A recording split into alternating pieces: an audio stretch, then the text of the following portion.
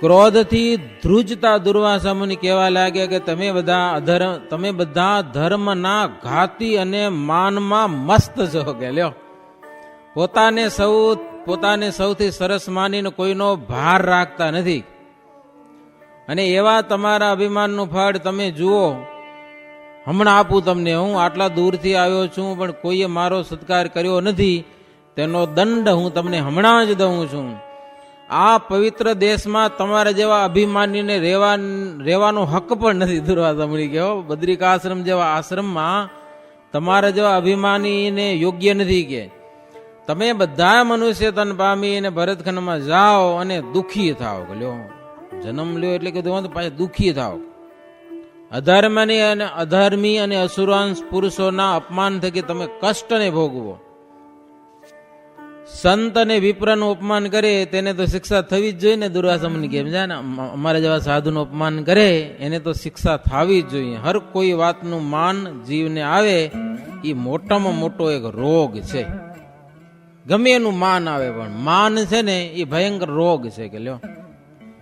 અને સાપ વિના રોગ મટેવો નથી પાછો, સમજા કે નહીં? એને સાપ જોઈએ. દુર્વાસા સાપ દઈને મૌન રહ્યા. અવાજ આવ્યો પાછળથી ભયંકર. નારાયણ ભગવાન વાત કરતા હતા, એકી સામે બધા જોતા હતા, એકી ટસે.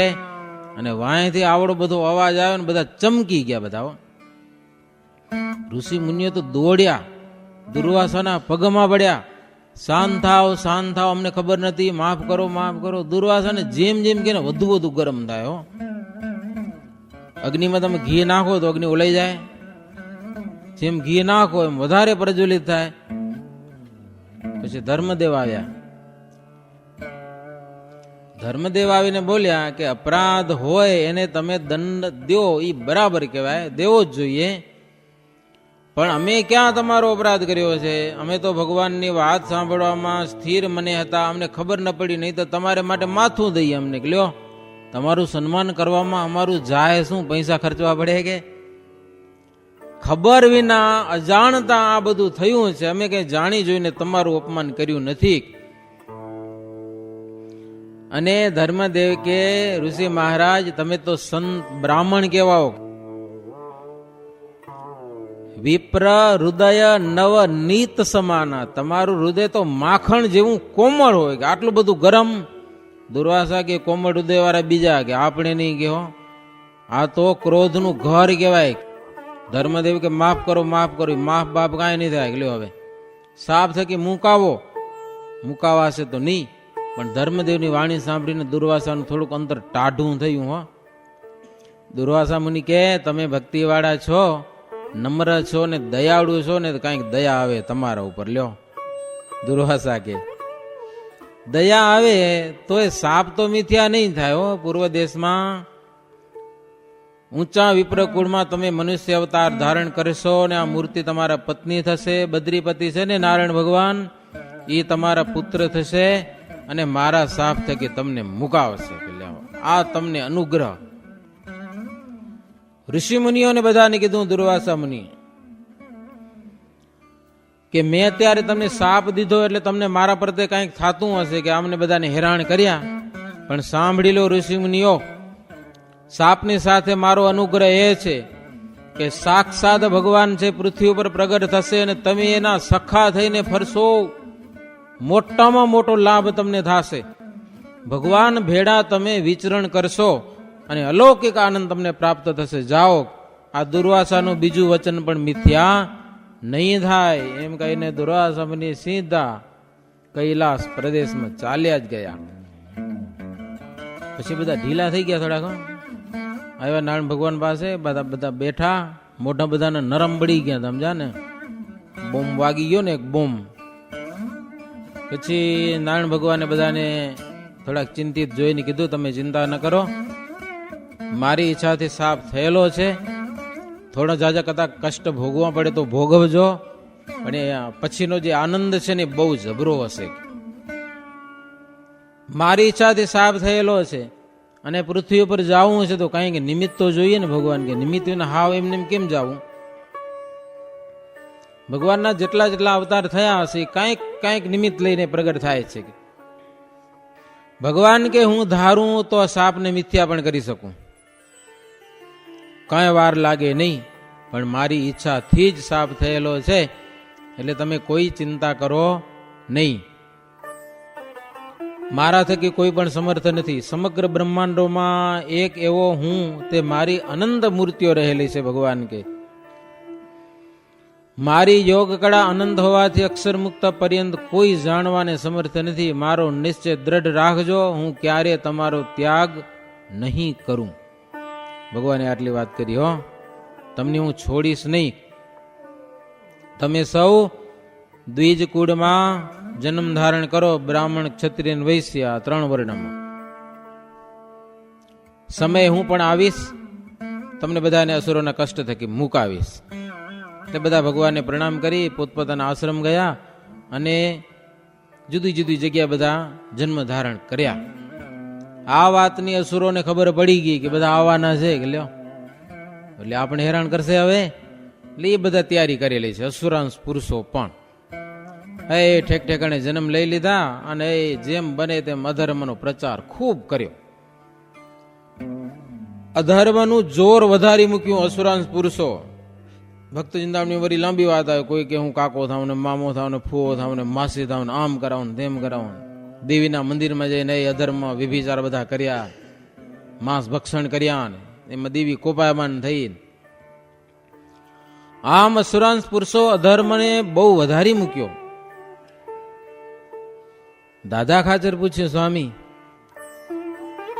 અસુરો કેવી રીતે પ્રગટ થયા અને એને ભગવાનની સાથે જઈ જોઈએ તો પણ હામી જ થાય, એનું કારણ શું? કે લ્યો અસુરોને ભગવાનની સાથે ક્યારથી વૈર બંધાણું? મુક્તાનંદ સ્વામી કે રાજન, જ્યારે જ્યારે ભગવાન પ્રગટ થાય છે ત્યારે અસુરો તૈયારી કરે જ છે. અનાદિકાળથી દેવો અને દૈત્યો એનો પરસ્પર વિરોધ ચાલતો જ આવ્યો છે, બહુ લાંબા સમયથી આવે છે. ક્યારથી શરૂ થયો તમે લગભગ નહીં કહી શકો. દેવતાઓ અને દૈત્યોને વિરોધ ક્યારથી થઈ ગયો છે ખબર કોઈને? દુર્વાસાએ ઇન્દ્રને પુષ્પની માળા અર્પણ કરી હાથી ઉપર, ઇન્દ્રે સ્વીકારી નહીં. એમાં દુર્વાસા ક્રોધાયમાન થયા અને ઇન્દ્રને શ્રાપ દીધો. એ બધી સંપત્તિ સમુદ્રમાં ચાલી ગઈ. સ્વયં લક્ષ્મીજી સમુદ્રમાં, ચંદ્ર સમુદ્રમાં. પછી તો બહુ કષ્ટ આવ્યું. દેવતાઓ 100 વર્ષ સુધી ભગવાનની પ્રાર્થના કરી, પુરુષોક્ત મંત્રનો જાપ કરી, ક્ષીરસાગરના ઉત્તર કિનારામાં એક પગે ઉભા રહીને ત્યારે ભગવાન દર્શન દીધા અને કીધું અસુરોની સાથે સંધિ કરો અને સમુદ્ર મંથન કરો, બધું મળી જશે. પછી ગયા દૈત્યો પાસે દેવતાઓ અને સલાહ કરી, એક મોટું કામ કરવું છે, તમે દુખી ને અમે દુખી, અમૃત નીકળશે એમાં અડધો અડધ ભાગ. એટલે બધા સંમત થયા. પછી સમુદ્ર મંથન શરૂ કર્યું. વર્ષો સુધી ચાલ્યું સમુદ્ર મંથન જોરદાર. કાળકૂટ નામે હડાહડ ઝેર નીકળી. અમે 14 રત્નના નામે લખ્યા છે.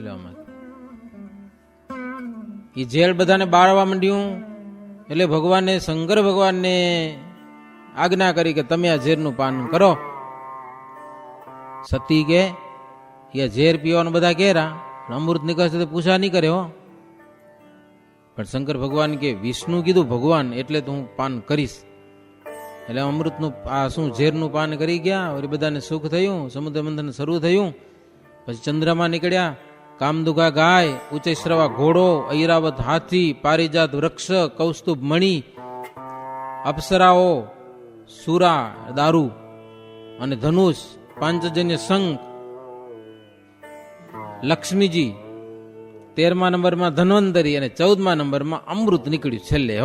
એમ 14 રત્નો સમુદ્રમાંથી ઉત્પન્ન થયા. એમાં ઝેરનું શંકરે પાન કર્યું. મદ્ય અને અશ્વ દૈત્યોને ભગવાન આપી દીધું. મદ્ય એટલે માદક વસ્તુ, દારૂ માત્ર કેફી પદાર્થ જી કયો ઈ. કોને આપ્યું ભગવાને?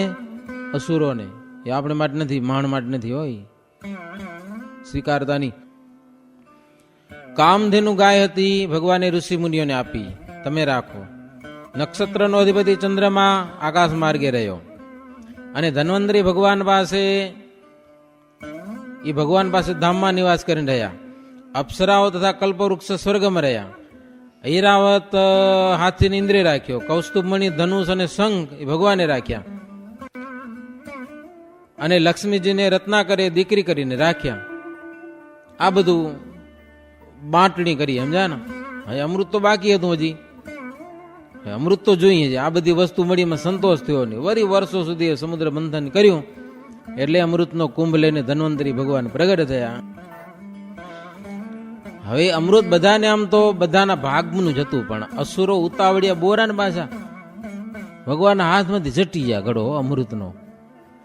એમાં પાછા જોરાતા હતા ને, એમાંથી પાછા છૂટા પડી ગયા. અસુરોમાં બધા ભેગા થઈને પી લીધું હોત તોય ઠીક, દૂર દૂર લઈ ગયા. ત્યાં જઈને ઝઘડી પડ્યા. એક કે પેલું હું પીવું ને બીજો કે પેલું હું પીશ ને પેલો પીવા માટે ઝઘડ્યા. લો, જેટલા હતા પી ગયા તો એટલા અમર થઈ ગયા. પણ દૈત્યોને અક્કલ બહુ હોય ને પાછી. હવે ઝઘડો કરતા હતા, એ અમૃત નીકળ્યું અને ગયું. દેવતાનું મોઢા હાવ અટલક થઈ ગયા. ભગવાને પ્રાર્થના કરવા માંડ્યા દેવતાઓ બધા કે અમૃત પીધા વિના અમને પોગી જાય એવા છે ડાકુ બધા ગયા દૈત્યો. હવે જો અમૃતનો કુંભ લઈ ગયા છે અને અમૃતનું પાન કરશે, મહારાજ અમારી દશા શું થશે? કે ભગવાનની બહુ પ્રાર્થના કરી. ભગવાન પ્રગટ થયા. ભગવાન દેવતાઓને કે તમે કાંઈ ચિંતા ન કરો, મારી લીડા જોઈ લ્યો. કે લ્યો મારી લીડાના દર્શન કરો. ભગવાને સરસ મજાનું મોહિની સ્વરૂપ ધારણ કર્યું. 16 વર્ષની સુંદરીનું અને એટલું સુંદર રૂપ ધારણ કરી મોહિની સ્વરૂપ. કંદૂક ખેલનમ, દડો ખેલતા ખેલતા અસુરો જ્યાં ઝઘડે ચડ્યા હતા ને ત્યાં પહોંચી ગયા ભગવાન. હો, નજર ગઈ દૈત્યોની આ એક કન્યા ઉપર. મોહ પામ્યા બધા, ભગવાનને ઘેરી વળ્યા. અમૃત પીવાનું ભૂલી જ ગયા. ભગવાન પાસે આવીને કે તારું નામ શું હે? કે ભગવાન કે મને ખબર નથી મારું નામ શું હે. એમ કયો જી નામે બોલાવે ને હાલે. ભગવાનને તો ગમે એ નામે બોલાવે. પરણેલી છો કે કુંવારી? ભગવાન મંડ્યા હસવા. એ કે પરણેલે છું અને કુંવારીએ છું. કે લ્યો બે કુંવારા હોય તો જ પરણે ને. વર્ષે વર્ષે લગ્ન કરે, ખબર હે ને. લગ્ન કરે એટલે પરણેલા કહેવાય. તમારે એક વાર લગ્ન થઈ જાય ને બીજી વાર લગ્ન નહીં ચડતા હોય, ચડો માંડવા માંડા થાય કે ભાઈ એમને પતાવેલો શું ખબર નથી આવે તમારું. એ વર્ષે વર્ષે લગ્ન કરે લો ભગવાન, વર્ષે વર્ષે. એટલે પરણેલા કહેવાય અને કુંવારા કહેવાય. દૈત્યો કે તું રે ક્યાં છે? તો કે જે પુરુષ મને પ્રેમથી બોલાવે એના ઘરમાં ઘૂસી જાઉં. વેશ્યાનો ધંધો કહેવાય કે ન કહેવાય? અને ભગવાન જાય કે ન જાય? ખોટી વાત એની નથી. હો, પ્રેમથી બોલાવે એના ઘરે ભગવાન જાય કે ન જાય? ભગવાન બધી સાચી વાત કરી. પછી દૈત્યો બધા ભેડા થઈને કે અમૃતનો ઘડો છે ને એ તમે લ્યો. ભગવાન કે ના, તમે અમને અમૃત પાન કરાવી દો. કે તમારે હાથે પીવું છે. કે લ્યો, મોહ પામેલા પછી ભાન તો હોય ને કાંઈ, તમારે હાથે પીવું છે. ભગવાન કે મારો વિશ્વાસ ન કરો, હું સ્વૈરીણી છું, મન ભાવે તેમ કરીશ. તો કે તમને જેમ ઈચ્છા આવે એમ કરો, પણ અમૃતનો ઘડો તમે લ્યો. જોરે આપ્યો, લ્યો મારે. હવે તો ભગવાન છૂટા. તમને જેમ ફાવે એમ કરવાની કીધું તો પછી હવે ભગવાનનો વાંક તો ગણાય નહીં ને. હવે જેમ કરવું એમ કરે. હવે તો હાથમાં ઘડો આવી ગયો, કામ તો ઈ જ હતું ભગવાનને કરવાનું. પછી ભગવાને દૈત્યોને કીધું કે જો અમૃત ક્યારનું છે હવારે નીકળ્યું ને તમે ઝઘડે ચડી ગયા, 11 વાગ્યાનું ટાણું થઈ ગયું, અમૃત આશરી ગયું, માથે પાણી પાણી આવી ગયું છે. લ્યો હવે તમે બધા બેસી જાઓ. દેવતાઓ છે ત્યાં પંક્તિ કરો. દેવતાઓ થોડા છે અને પાણી થોડુંક છે, માથે પાઈ દઉં પાંખું પાંખું ઘાટું ઘાટું તમને પાઈશ. કે લ્યો અમૃત ક્યાં આશરી જતા હશે એમ. દૂધમાંથી પાણી અલગ પડી આવે, તમે જોયું હતું? એ તો છાસ હોય ને એને વળી કેવું પડે આવો ઉપર આવો ગામ. દૂધને કોઈ દી હલવું પડે ઊંચું લઈ આવવા માટે. પણ ભગવાનની એવી મીઠી વાણીમાં ફસાણા દૈત્યો રાજ્ય થયા. લ્યો કે પીવાનું તો બધાને છે એટલે પાણી પાઈ દે દેવતાઓને, આપણે ઘાટું ઘાટું પીશું એમ. બેહી ગયા બધા. ભગવાન એક સરસ મજાનું સિંહાસન એના ઉપર બેઠા. દેવતાઓને ઈશારો કરી દીધો. એ છે ને મને બેહી જાઓ, મોઢા ખોલો રાખીને. હવે તાત્કાલિક કામ કરવાનું છે. એટલે ઓલા બધાને એમ કે દેવતાને પાઈને આપણે પાવા આવે છે. દૈત્યોની પંક્તિ બેઠી, એક બાજુ દેવતાઓ બધા બેઠા. દેવતાઓને ભગવાન ઉતાવળી ગતિ અમૃત પાવા માંડ્યા. એમ ઓલો રાહુ હતો ને ઈ જોઈ ગયો કે આ સ્ત્રી કોઈક છે બીજી, કે વિષ્ણુ છે. કે કોણે? 66 કરોડ દૈત્યોમાં એક જણ ભગવાનને ઓળખ્યા. કેટલા? એકલો ઓળખી ગયો. એટલે સૂર્યચંદ્રની વચ્ચે દેવતાનું રૂપ ધારણ કરીને બેહી ગયો. ભગવાન અમૃત પાતા પાતા ત્યાં ગયા ને એના મોઢામાં રેડ્યું અમૃત. સૂર્યચંદ્રે ચાંચી કરી. સમજા ને કે આને ક્યાં અમૃત પાયું તમે? આ તો દૈત્ય છે, દેવ નથી. ભગવાને તરત સુદર્શન ચક્ર બોલાવી એનું માથું કાપી નાખ્યું. તમારે 2 દૈત્ય થઈ ગયા એકમેથી. અમૃત જ અદ્વેષી હતું ને ત્યાં કાપી નાખ્યું. સમજા ને? 2 થઈ ગયા. પછી ગ્રહમાં સ્થાપના કરી દીધી. એક પ્રશ્ન એ ઉભો થયો કે ભગવાન તો અંતર્યામી છે, અમૃત શું કામ પાયું એને? ભગવાન નથી જાણતા શું કામ પાયું? તમને ખબર હે? ભગવાન એટલું, એક તો પંક્તિ ભેદ ન કરાય એ બરાબર છે, પણ ભગવાને અમૃત એટલા માટે પાયું હતું કે એ ઓળખી ગયો. સમજા ના? 66 કરોડમાં એક મને ઓળખી ગયો. આ કોણ છે ઈ? નહીતર ભગવાન ઓળખવાય સહેલું કામ હે? હા, છોકરી રૂપ લઈને આવે શું ખબર પડે તમને ભગવાન છે એમ? કાઢી મૂકીએ આપણે ક્યાંકથી આવી જાય તો કદાચ. આ ઓળખી ગયો એટલે ભગવાને એને અમૃત પાયું. અને પછી કદાચ માથું કાપ્યું તો એ ગ્રહમાં એની સ્થાપના કરી દીધી. એમ દેવતાઓને અમૃત પવાઈ ગયો. હવે આ એક મરાણો એટલે પંક્તિ થઈ ગઈ ઊભી. ઝઘડો વધી ગયો જોરદાર. દેવતાઓને અમૃત મળી ગયું, દૈત્યોને ન મળ્યું. પછી થયો ઝઘડો. દેવતાઓને અમૃત મળ્યું હતું એટલે અમર બની ગયા, અને દૈત્યોને માર્યા. એવા માર્યા ને બધાને રસાતળમાં કાઢી મૂક્યા બધા. મહેનત તો બેની સરખી હતી, પણ જો નીતિમાં રહ્યા તો મળી જાત અમૃત, પણ નીતિમાં રહ્યા નહીં. બીજી વાત એ કે દેવતાઓ ભગવાનને માને છે એટલે ઠેક ઠેકાણે ભગવાન એની રક્ષા કરીને, ઓલ્યા ભગવાનને માનતા નથી. મુક્તાનંદ સ્વામી કે દાદા ખાચર, ભગવાને માથે રહી એક છોકરીનું રૂપ ધારણ કર્યું મોહિનીનું, અને દેવતાઓને અમૃત પાઈ દીધું, ને દેવતાઓને માર ખાવો પડ્યો, ને તે દીથી ભગવાન ઉપર ખીજાણ આવે કે હજી સુધી વાંય પડ્યા લ્યો દૈત્યો છોડતા નથી ભગવાનને. હો, કાંઈ ખબર પડે એટલે ગમે ત્યાં કરીને ઘૂસી જાય. હવે આ બદ્રિકાશ્રમમાં શ્રાપ થયો અને ભગવાન આવવાના છે ને ખબર પડી ને એટલે ઠેક ઠેકાણે દૈત્યો બધા જન્મ ધારણ કરી લીધા. ને એ પાપ ને અધર્મ ને વ્યભિચાર ખૂબ વધારી દીધું.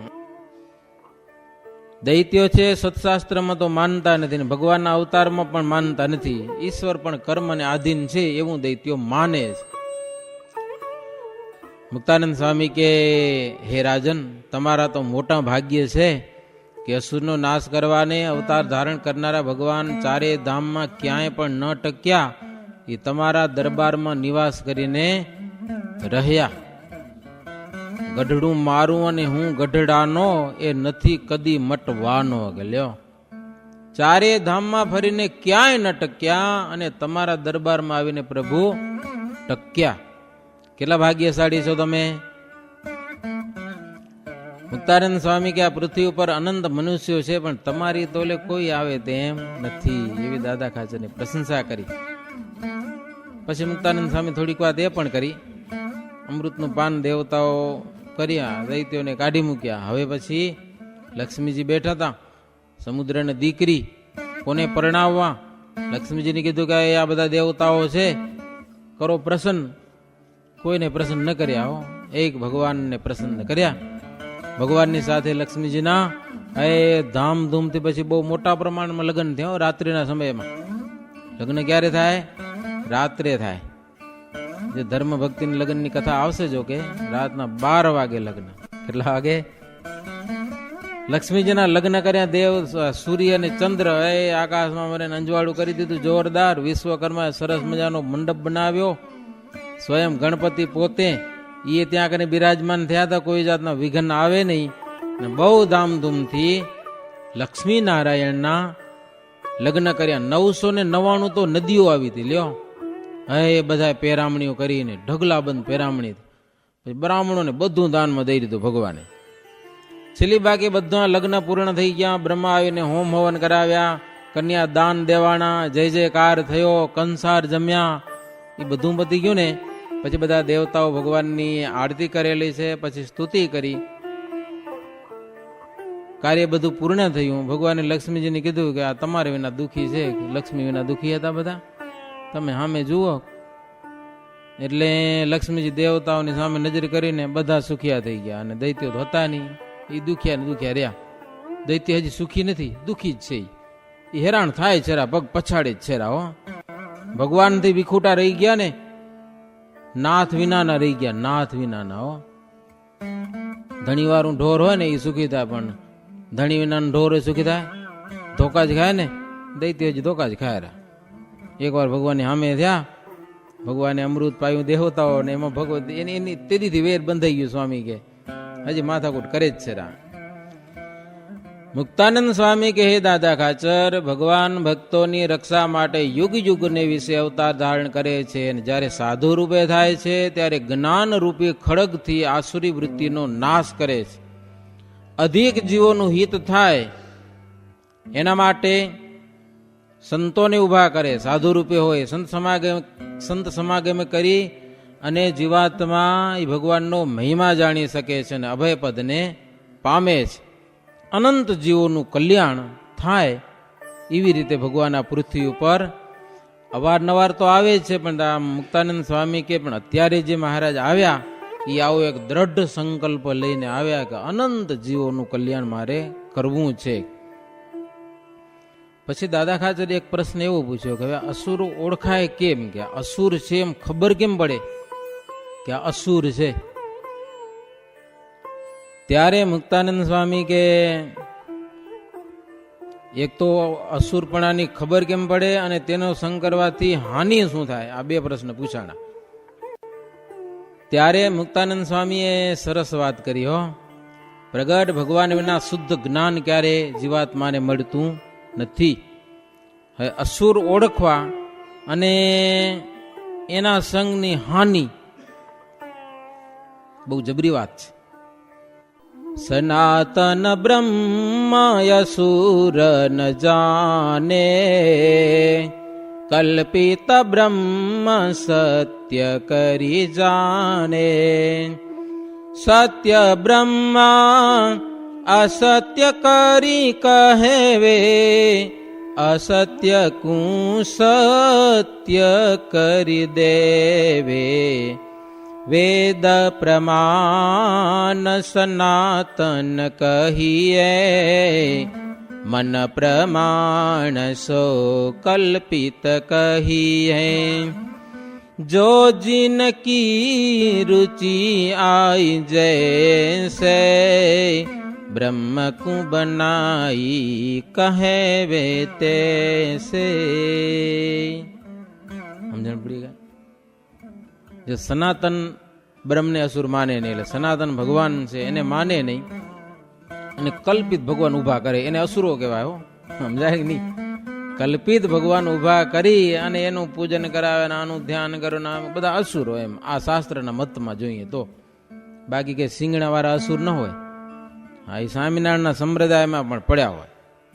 શાસ્ત્રની વાત, સનાતન જે શુદ્ધ વાત છે એને પડતી મૂકે અને પોતાના મન કલ્પિત વાત ઊભી કરે. ભગવાનના નિશ્ચય પણ મન કલ્પિત ઉભા કરે. કોઈ શાસ્ત્રમાં પ્રમાણ ન મળે એવી રીતની બધી વાતો ઊભી કરીને પોતાનો કક્કો કેમ વધે, આ અસુરનું લક્ષણ. બીજા અસુર ક્યાંય ન હોય. કે શ્રુતિ ઋષિ મત સત્ય કહાવે, નિજ મત કરી સો ઉલટ લગાવે. ऐसे कली में असुर पारा, धर्म के द्वेषी अपरम पारा. શ્રુતિ અને ઋષિ મુનિઓ એનો જે મત છે ને સત્ય છે, પણ એ સત્ય મતને હમરો ઉલટાવી અને પોતાના મતનું સ્થાપન કરે. આ બધા અસુરો ધર્મના દેશી અપરંપાર, ભગવાન થકી અવળી રીતિ હોય અને તે અનીતિમાં પ્રવર્તતા હોય. ભગવાન સિવાય અન્યને બ્રહ્મરૂપ સમજાવી અને પાપમાં પ્રવર્તાવે છે. જપ, તપ, વ્રત, તીર્થ અને દેવ વગેરેનું ખંડન કરે છે. બધાને કલ્પિત કરે છે. અહમ બ્રહ્માસ્મિ, હું જ બ્રહ્મ છું, ભગવાન છું. આવા અપાર અસુરો પ્રગટ થયા અને રાજાઓને પણ તેવા અધર્મી બનાવી મૂક્યા ત્યારે ઋષિઓએ નરનારાયણ ભગવાનને પ્રાર્થના કરી. તેથી ભગવાને પ્રજાને સુખી કરવા ધાર્યું અને રાજા પણ તેઓ જ ભારત દેશમાં આવે એવી મનમાં એક ઈચ્છા કરી. અંગ્રેજ રાજા આવ્યો એની ઈચ્છા અહીંયા બદ્રિક આશ્રમમાંથી થઈ ગઈ લ્યો, અને આ પૃથ્વી ઉપર સુંદર ધર્મનું સ્થાપન થાય. એવી રીતે 15મો તરંગ થયો.